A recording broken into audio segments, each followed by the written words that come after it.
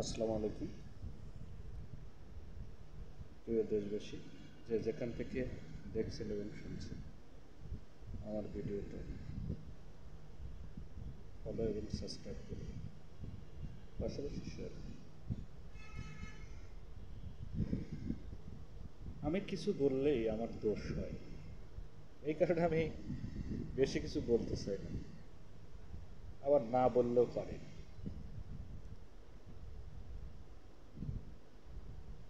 ইতিহাসের 1757 সালে যখন পলাশীর যুদ্ধে নবাব সিরাজউদ্দৌলা পরাজিত হল,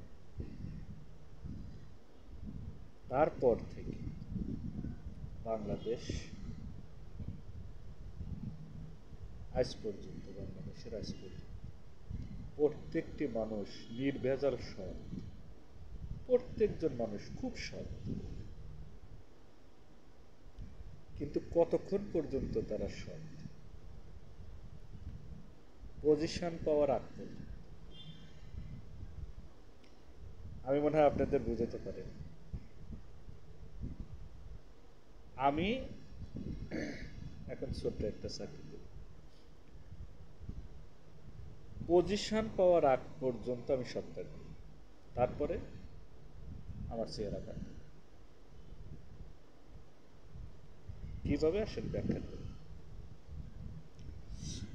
ধরেন একজন সরকারি চাকরিজীবী, বা সে একটা কলেজের সভাপতি, একটা স্কুলের সভাপতি, বা বিভিন্ন ট্রাস্টের সভাপতি, বা বিভিন্ন হসপিটাল যে ট্রাস্টগুলো আছে, বাংলাদেশ ফুটবল ফেডারেশন, তারপরে ক্রিকেট ক্রিকেট বোর্ড, এরকম আর কি বড় বড় প্রতিষ্ঠান। সে সভাপতি হওয়ার আগ পর্যন্ত খুব সৎ।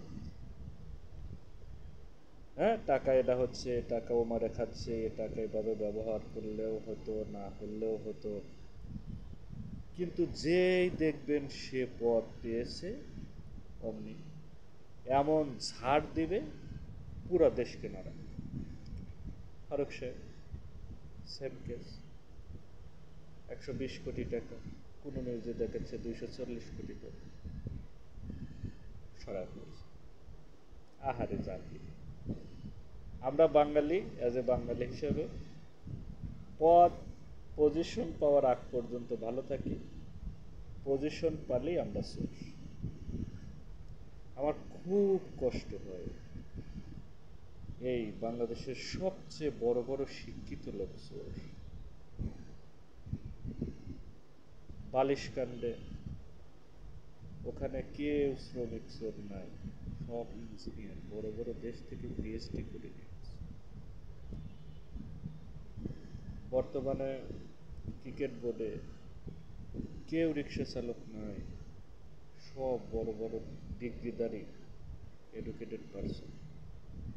সো শেখ হাসিনার আমলেও পলক সাহেব, সালমানের রহমান, আরও কতজন কত টাকা মারছে, সব বড় বড় শিক্ষা অর্জন করা হয়। আহারে জাতি, আমার খুব কষ্ট।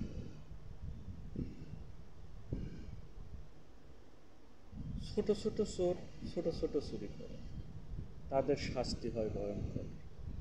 গ্রামের যদি একটা টিউবওয়েলের মাথা খুলে নিয়ে যায়, আর যদি ধরতে পারে ওই চোরকে, গাছের সাথে বান্ধে কি মার, আর বাপের নাম ঘুরাবে।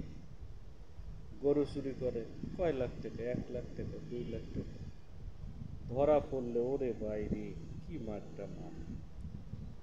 আর এই চোররা রে ভাই কোটি কোটি টাকা মারে দেওয়া যায়, ধরাও পড়ে, কোনো বিচার নেই।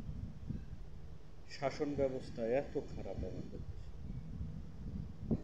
আমি কথা বললেই দোষ। অনেকে আমার ভিডিওর নিচে কমেন্টস করেন, ভাই আপনি খালি উল্টোপাল্টা কথা বলেন, ভাই আপনি উল্টোপাল্টা কথা বলেন। আরে ভাই, আমি কই উল্টোপাল্টা কথা বলি? আপনারা যা করেন আমি তাই বলি। গরিব মানুষের মেয়ে যদি ছেঁড়া কাপড় পরে, বলে যে ইজ্জত দেখাইতেছে, আমাদের ডাকতেছে, বেহায়া বেশরম। আর বড় লোকের যে কাপড়ই থাকে না, শরীরে কাপড়ই নাই, এদের বেশরম বেহায়া বেয়ালেস কিচ্ছু বলে না ভাই। আমি জানি না বাংলাদেশের মানুষের কোন জায়গায় সমস্যা। ভাই যেদিন আপনি চোরকে চোর বলতে পারবেন, গরিবকে গরিব, ধনীকে ধনী, চোরকে চোর, ডাকাতকে ডাকাত, পুলিশকে পুলিশ, আপনি যেদিন বলতে পারবেন, সেই দিন মনে করবেন আপনার বিবেক জাগ্রত হয়েছে। চোরকে চোর বলা শেখেন। আমরা ভয়ে কিচ্ছু বলি না, মানে নীরবে নিবৃত্তিতে সয়ে যায়, আর ওরা আরামের সহিত চুরি করে দেয়। ভাই আমি আর সত্য কথা বলবো না। আপনারা অনেকেই আমাকে খারাপ মনে করেন যে ভাই খালি খোসা মেরে মেরে কথা বলে। এই টেবিল কান্টুলে কথা বলছি, মানুষ অনেক আমাকে অনেক কথা বলছে। ভাই তুমি তুই টেবিল দিয়ে স্টেডিয়ামের পানি সেচতেছো ভাই, তোমার হাতে একটা থালও ছিল না, একটা বাটিও ছিল না, তুমি টেবিল নিছো, টেবিল দিয়ে পানি সেচা যায় ভাই? আমি এই কথা কই, মানুষ আমাকে খারাপ। আর এই আমি ভিডিও বানাবো না ভাই, আর ওদের সামনে আসবো না।